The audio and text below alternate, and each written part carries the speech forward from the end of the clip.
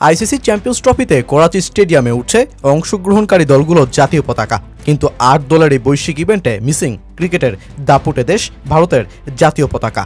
Afghanistan, Bangladesh, New Zealand, Australia, England, দক্ষিণ Africa কিংবা পাকিস্তানের পতাকা দেখা মিললেও দেশটার জাতীয় ক্রিকেট স্টেডিয়ামের মাথায় ব্রাত্য ভারতীয় ন্যাশনাল ফ্ল্যাগ।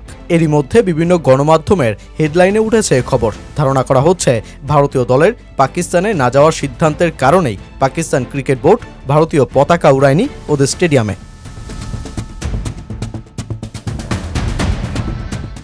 দীর্ঘ ৮ বছর পর ক্রিকেটের আকাশে উঠছে চ্যাম্পিয়ন্স ট্রফির আনন্দ উল্লাস। যদিও নানা দেশের বেশ কজন তারকা ক্রিকেটার ইনজুরি সমস্যায় ছিটকে যাওয়ায় ওদের মিস করবেন সমর্থকরা, তবে এরই মধ্যে যে টুর্নামেন্ট ঘিরে বিশেষ আকর্ষণের কেন্দ্রে পরিণত হয়েছে পাকিস্তান ভারত ম্যাচ। আর হবে নাই বা কেন, সবশেষ চ্যাম্পিয়ন্স ট্রফির ফাইনালের মঞ্চে ২০১৭ সালে ইংল্যান্ডের দ্য ওভাল গ্রাউন্ডে ভারতীয় শক্তিকে গুড়িয়ে দিয়ে চ্যাম্পিয়ন হয়েছিল যে পাকিস্তান প্রথমবারের মতন। তাই এবারও ভারতীয় বাধা উপড়ে পাকিস্তানের স্বপ্ন সেই শিরোপাতেই। আগামী ২৩ ফেব্রুয়ারি দুবাইয়ের মাঠে বহুল আকাঙ্ক্ষিত যেই ভারত পাকিস্তানের মুখোমুখি দ্বৈরথ শুরু হবে, যে ম্যাচের উত্তেজনা এতটাই যে টিকিট ছাড়ার মাত্র ১ ঘন্টার মধ্যেই শেষ হয়ে গেছে বিক্রি। দ্বিতীয় দফায় মাত্র ১ মিনিটের মধ্যেই টিকিটের বিক্রি শেষ।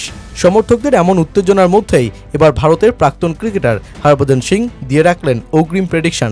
তিনি বলছেন, দুই প্রতিবেশী দলের লড়াই হবে একতরফা, কেননা এই ভারতীয় দল পাকিস্তানের চাইতেও বেশ শক্তিশালী।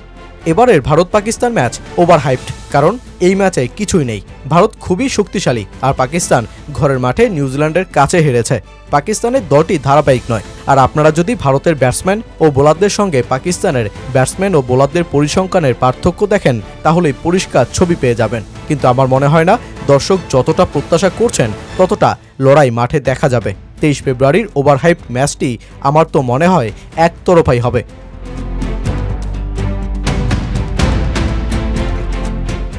ওয়ানডেতে সবশেষ ইংল্যান্ডের বিপক্ষে ভারত যেই ধাঁচের ক্রিকেট খেলে ওদের হোয়াইট ওয়াশ করেছে, তাতে ২৩ ফেব্রুয়ারির ম্যাচে ফেভারিটই থাকবে রোহিতের দল।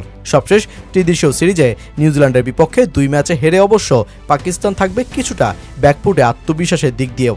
অপরদিকে দুবাইয়ের মাঠে রোহিতদের পরিসংখ্যানই এগিয়ে রাখবে ওদের। ভারত যেখানে দুবাইয়ে ৬ ম্যাচের ৫টাতেই জিতেছে, সেখানে পাকিস্তান এই মাঠে ২২ ম্যাচের ৮টাতে জিততে পেরেছে।